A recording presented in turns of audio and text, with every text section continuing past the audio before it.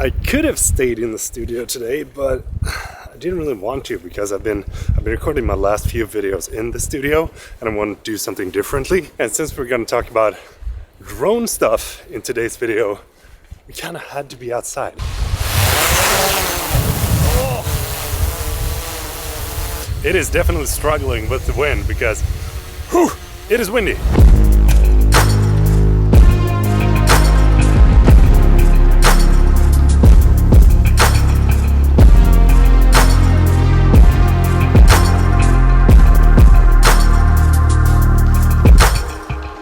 Might not be the very best day today to fly a drone. I don't know if you can hear it, but I thought I'd give it a try. And I'm gonna show you 5 things to make your drone footage look a lot better than just sending up your drone and grabbing some random shots. The first thing and the easiest thing to think of is if you're using ND filters or not. And the only reason that you actually need to have ND filters for your drone is if you want to have the motion blur when you're taking a shot. Otherwise, you don't really need it because you can just crank up the shutter and drag down the ISO. And if you're using a drone with a variable aperture, such as the Mavic 3 and the Mavic 2 Pro, then you can adjust that as well, so you don't have to crank the shutter too high. Let's send it up and get to the actual shooting. And look at that, we get some sun as well. It is very easy to fall into the trap of shooting everything in auto when you buy your first drone, and I totally get it. Like, if you just want to get the shot, then auto is the way to go. But if you want to have more control over your shot, then you want to shoot in manual mode. But this also requires some practice. I'm personally shooting all my footage in manual because it gives me a lot more control of what it is that I want to be exposed. If it's like the ground or if it's the sky, and if I want to have both in a pretty decent balance, then I can do that when I'm in manual mode. If I'm shooting everything in auto, then it's just not going to be possible to get the shot as I want it to be, because then I'm leaving too much for the camera to guess. The picture profile that I use is usually D-Log, and the reason for that is because it gives you the best dynamic range. It is not something that I recommend you to use unless you know how to actually color grade a flat color profile. Otherwise, your footage is just going to look washed out. I do have a LUT though that works perfectly good on D-Log footage, and when I apply that, it usually gives me a pretty good baseline from where I can just tweak the exposure and midtones a little bit, and then I'm basically all set. But if this is your first time flying a drone, then I highly recommend you to not use a flat color profile, no matter what the filmmakers out there, including myself, are saying. Stay with the natural or vivid, depending on what you're shooting. Let's get the bird into the air, va?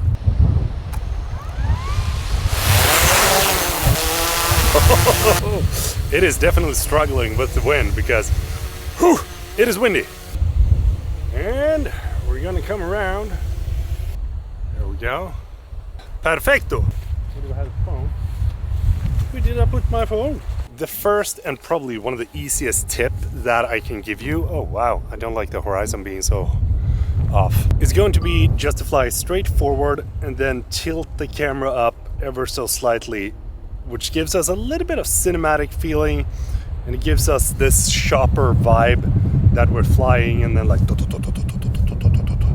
it's a super simple move, but it also gives you a lot of like depth in your storytelling when you use it. So if we just turn the drone back and do the same thing over the island here, let's see, and then tilt the camera down, and then go straight forward and tilt it up.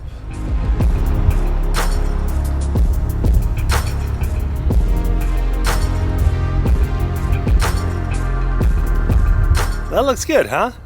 It is a very simple thing to do. Just gotta make sure that you're a little bit smooth in your left finger, depending on what kind of drone that you're using. The next shot is gonna be pretty simple. It's just gonna be tilting your camera straight down, and then once you have it locked down, like to the ground, you just move ever so slightly, right or left, or front or forward. But think about the horizontal line when we're shooting video. So in this case, I'm moving to the right and revealing the half island that I'm standing on right now. And the reason that this works so well is because we're kind of revealing what is beneath, and it gives us a bird's eye view and something that we haven't really seen before. And utilizing that shot when you have a lot of traffic, or when you have a coastline, and when you have something that you haven't seen from above, it will make your shot look more interesting. It's basically a perspective that we don't see off our everyday surrounding. I mean, like, just look at this shot, I thought it looked pretty good. And I've never seen this place from above, even though I've been here for 25 years of my life. I just swim in this lake when I was a kid. The next one is going to be basically the same. We're gonna lower the drone a little bit and have it placed just above us. And now, when we are going up with the drone, we also want to push the stick slightly towards the left or to the right, so that when we're going up, we're also rotating the shot, and it gives us more dynamic view, and it gives us an interesting look of our surrounding as we are going up into the sky. That looked pretty cool.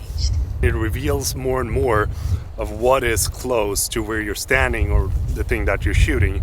I think that that is what makes it work so good. I don't want to take too many risks with these shots, because I know that maybe you're watching and you're flying your first drone, and I know the feeling. I remember when I was flying my very first Mavic and I was like, oh, I'm gonna crash. Always make sure that you have a clean vision of the surrounding. The next shot is actually one of my favorites, and this is more like a half orbit, if you may, because you drive forward and then you drag the stick to the right and the other stick to the left, so that it gives us this manual orbit feeling.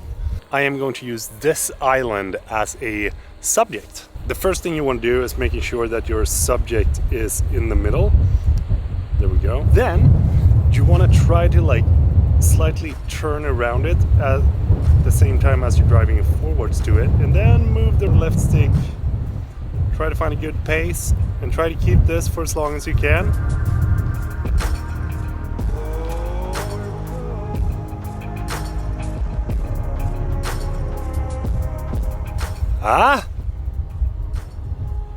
So basically move this to the right and then this to the left, and then try to find some sort of balance, because when you're getting drone shots, one of the most important things that I think is that you don't have any like jumps in it or jitters, because it takes you out of the immersion that it is a chopper that is flying by and it basically looks noobish. So try to keep the motion going for as long as you possibly can.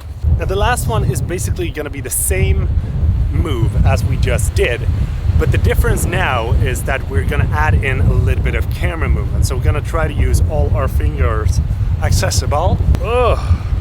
So we're going to place our drone where we want it to be, and then we're going to tilt down the camera. We want to make sure that the surrounding is free so that we can fly the way we want. And then we're going to start by flying to the right, and then start tilting, and then tilt up.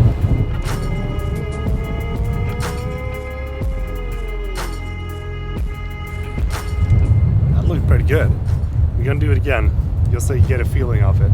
So we're going to place our drone where we want it to be, and this is going to be somewhat of an opposite. So if you're flying to the right, you want to take the left stick and drag to the left, and if you're flying to the left, you want to take the left stick and drag to the right, which I'm going to do in this case. So fly to the left, turn a little bit, and then tilt the camera upwards. Look at that beauty. Ooh, now we're talking. This is a little bit advanced though. I mean, like, this was not something that I knew of when I was first starting to shoot with a drone, but I would have loved to know this, because I mean, like, the shots turns out really good. To finish this up, when you learn the last movement that we talked about, you're also going to be able to do a manual orbit without any issues. And even though you have a bunch of different features in these drones today, nothing beats doing a manual orbit on your own to get the exact shot that you want. That's it for me. I really hope that you enjoyed this video. If you did, please do give it a thumbs up, and don't forget to subscribe as well. If you want to see more of like the behind the scenes of this kind of stuff, head over to my vlog channel, because that is where I post that. It's more like my everyday life and behind the scenes of when I'm not making these videos. I'm making other videos. Yeah. Take care.